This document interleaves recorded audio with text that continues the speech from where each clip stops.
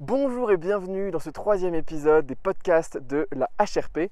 En fait, je marche 20 jours sur la haute route des Pyrénées et je filme une vidéo chaque jour. Actuellement, on est dans une étape qui va durer à peu près 20 km. On a déjà fait 14,77 en 6h35. Et donc là, c'est la fin. Il nous reste les 5-6 derniers kilomètres qu'on fait tranquillou. Comme vous pouvez voir, c'est une étape qui va un peu descendre là. Donc je pense vous faire cette vidéo au pas, comme ça vous profiterez bien du paysage et moi je pourrais moduler mon cardio en fonction de mon débit de parole pour arriver à marcher, reprendre mon souffle et le tout en même temps. Dans cet épisode, nous allons parler de l'expertise. Comment aujourd'hui, au XXIe siècle, construire une vraie expertise. Et je vais commencer cette vidéo par définir ce que j'entends par une vraie expertise. Aujourd'hui, les gens qu'on qualifie comme experts, ils sont experts d'une approche. Par exemple, si on prend, je sais pas moi, la médecine ou non, la psychologie, le développement personnel, on va appeler un expert, une personne qui maîtrise sur le bout des doigts une manière de voir le développement personnel. Par exemple, une personne experte de MBTI ou une personne experte de l'IFS. Or, ça, c'est une personne simplement qui est très douée dans son domaine, mais en aucun cas, moi j'appellerais cette personne-là un expert. Parce que un expert, c'est quoi ? Un expert, c'est une personne qui, dans son domaine, dans un domaine bien spécifique, connaît toutes les approches qui existent. Ok ? Toutes, sans exception. Toutes ces approches qui existent, elle les connaît et elle les a étudiées en détail. Elle les a étudiées au point de déconstruire tous les concepts, tous les premiers principes de chacune de ces approches. Et ensuite, elle est allée valider chacun des premiers principes de ces approches, chacun des concepts de ces approches, pour revenir aux prémices, c'est-à-dire aux sources, et elle a étudié toutes les sources, tous les prémices, pour s'assurer qu'ils étaient corrects ou qu'ils étaient incorrects. À partir de ça, à partir d'une compréhension globale de son sujet, en étant revenu vraiment à l'essence de chaque approche, et en connaissant toutes les approches, l'expert, à ce moment-là, il peut se faire une opinion, un sujet, et il peut donner son avis en disant « cette approche-là est plus vraie que l'autre sur tel point, de manière subtile, sans être dans une expertise qui est bornée, qui est limitée, qui est sillonnée et qui, du coup, va être en opposition avec d'autres approches, ce qui n'est pas une démarche vertueuse. Si on voit en fait la spirale dynamique, c'est comment on sort d'un expert qui est orange ou même d'un expert qui est vert, en fait, qui relativise, etc., à un expert qui est jaune ou turquoise ou plus haut et qui arrive à mettre en relation les concepts de cette manière-là. Donc dans cette vidéo, moi, maintenant que vous comprenez ce que j'entends par une vraie expertise, j'aimerais vous expliquer le processus que moi je mettrai en place, que j'ai mis en place dans certaines disciplines, que je vais mettre en place dans d'autres disciplines que je vais vous expliquer. En fait, le processus que je mettrai en place pour acquérir une vraie expertise dans différentes disciplines. C'est un processus qui va être pas facile, vraiment pas facile, mais qui est très rewarding. Parce qu'une fois qu'on a fait le travail, purée, mais on est plus compétent que tout le monde sur le sujet. Parce que personne ne prend l'effort aujourd'hui de faire ce travail. Personne ne prend la peine. Et donc nous, on est quand même sacrément bien dans notre thématique. Est-ce que c'est pas juste magnifique ? Le bruit de la rivière, le silence de la montagne, un débile qui parle, magnifique. Bon, comment construire une réelle expertise ? Eh bien, la première étape, ce serait de faire la carte complète de son sujet. Donc mettons que mon sujet, ce soit la danse, je vais faire la carte de tout ce qui existe sur la danse. Donc par exemple, toutes les approches en fait qui existent pour analyser la danse, s'améliorer en tant que danseur.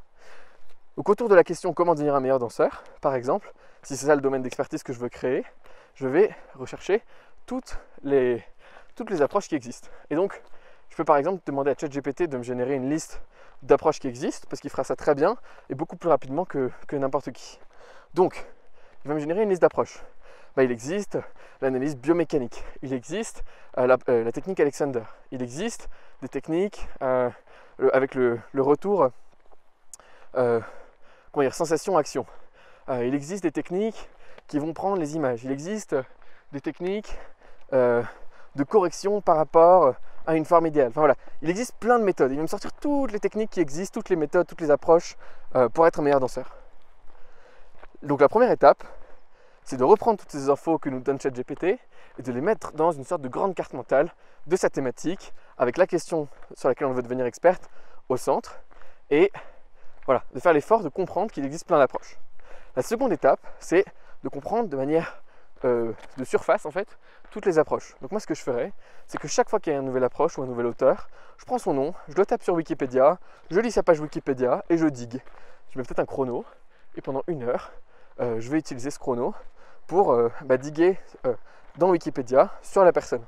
Vous pouvez aussi demander à ChatGPT, mais je pense que Wikipédia reste une source fiable sur ce sujet et vous permettra de laisser libre jeu à votre propre divergence.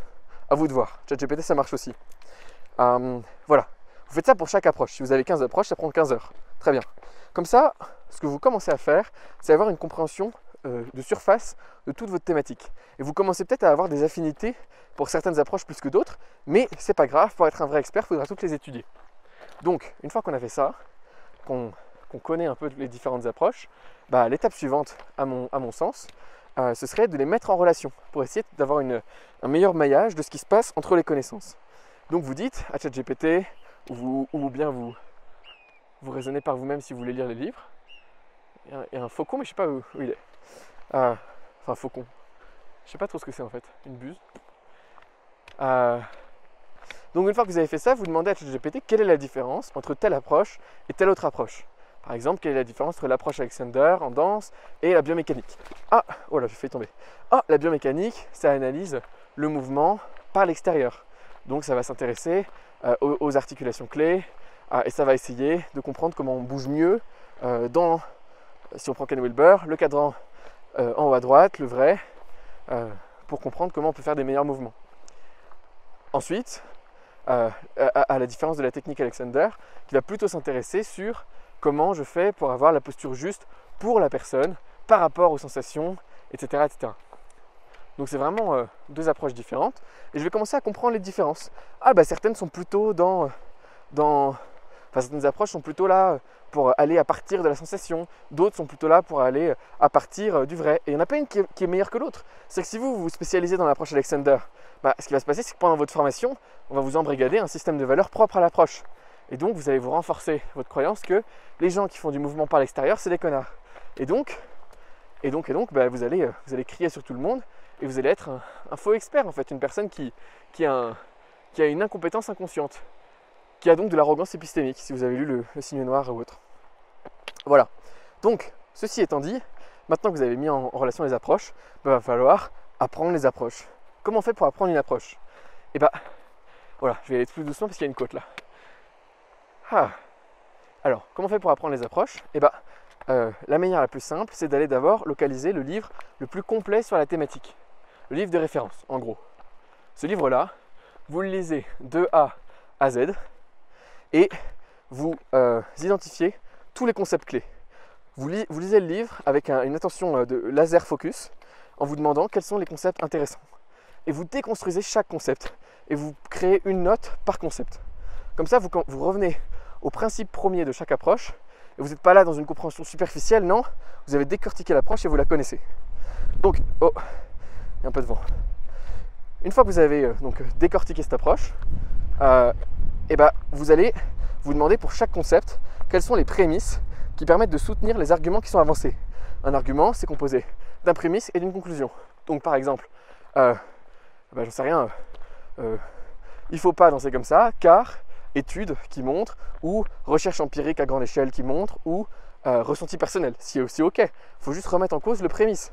Le créateur de la méthode Alexander, sur quoi il sous-tend le principe du rapport entre le sacrum et l'occiput, l'atlas.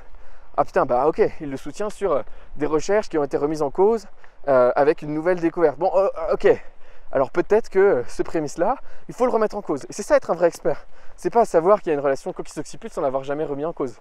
Je pense que vous commencez à voir où je veux en venir. Et donc, il y a mon pote Anthony qui est en bas. Je vais pas aller plus bas, alors je vais remonter un peu. Et donc, une fois que vous commencez à revenir aux prémices, vous faites preuve d'esprit critique et surtout, vous avez de quoi fonder tous les arguments que vous émettrez en tant qu'expert. Vous serez un expert qui a des arguments qui sont fondés.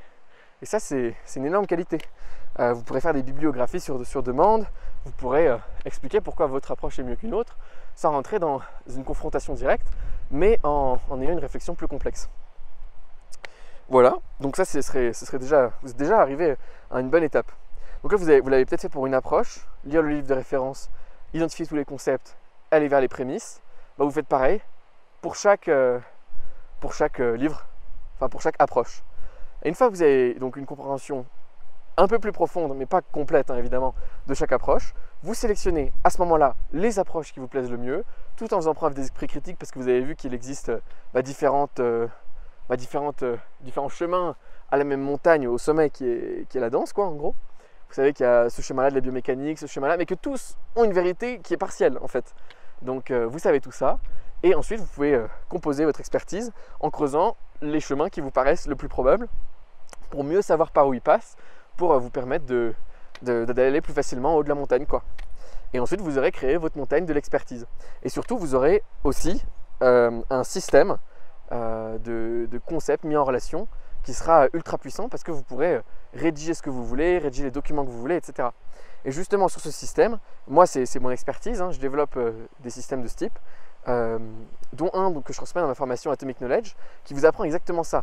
Comment revenir aux principes de base, les mettre dans des notes, ce que j'appelle les notes permanentes, connecter ces notes avec d'autres notes dans votre système pour faire de l'émergence d'idées, ensuite comment mettre en lien les différentes idées qui sont même sur des avis contraires, pour ensuite avoir un maillage d'idées et de concepts interconnectés comme ça, qui serait une sorte de second cerveau, mais qui vous aide à avoir de la profondeur intellectuelle et à construire une réelle expertise. Il y a un autre truc qu'on est en train de faire, c'est Atomic Perspective, justement, avec mon ami Jean-Charles Kurdali, qui a écrit des livres sur la philosophie, qui est un programme justement pour les gens qui veulent créer une expertise et qui peut-être n'ont pas la détermination de les faire tout seul, pas l'entourage, pas les méthodes. Bah là, c'est 6 mois dans un groupe où ensemble, on construit votre expertise et surtout, on vous aide à définir votre propre méthode, votre propre perspective, votre propre ligne édito. Voilà. Et bah écoutez, c'est tout pour cette vidéo. Je crois que maintenant vous savez comment construire une expertise et pourquoi c'est important aujourd'hui. Et j'espère que vous aurez apprécié le paysage. On se dit à demain pour l'épisode 4 des podcasts sur la HRP. Allez, à demain. Je vais quand même vous montrer ma gueule pour finir. Je vous fais des gros bisous.